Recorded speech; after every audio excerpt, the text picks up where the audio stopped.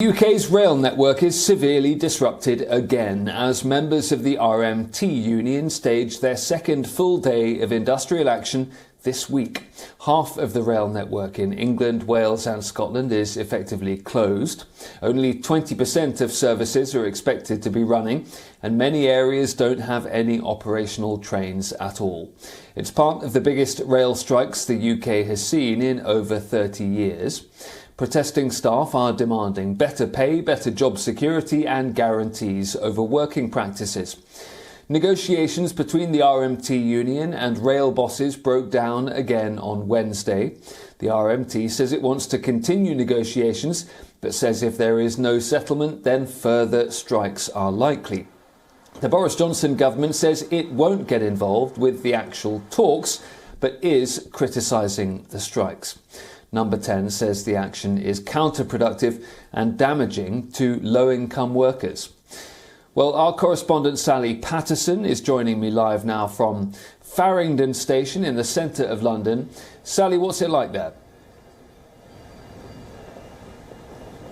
Well, I'm at what is usually a very busy, a very bustling station in central London. Now, as you can see, there are still a few people wandering around. Some people have decided to try and get into work. Others are tourists who are quite confused at why they've suddenly been unable to get around the UK as was expected.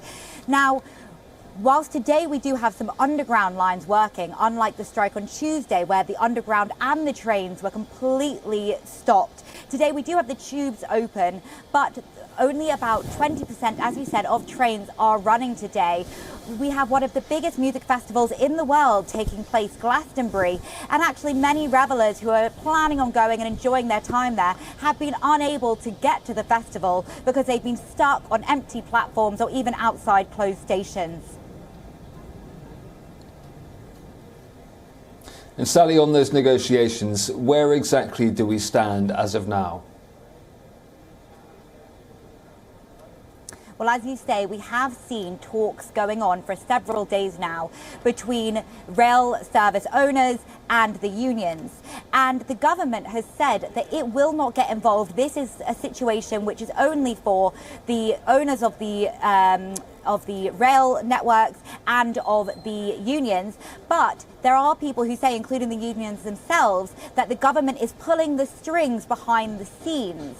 And this, according to the head of the RMT union, this has been wrecking potential negotiations from taking place. Now, the government has, of course, strongly denied these allegations and said that it is entirely false to claim that it has got in the way of any agreement being reached. Now, the government, meanwhile, is also busy working on potential new laws that could allow agency workers to come in and replace workers who are on strike days. Now, this is hugely controversial, and of course the opposition Labour Party and the unions say that this would undermine the entire point of the strikes. So it doesn't look like there's going to be any agreement anytime soon. There's another strike planned for Saturday, and it looks like at this late stage that that's likely to also go ahead. Sally, thank you. That's Sally Paterson at Farringdon Station in central London.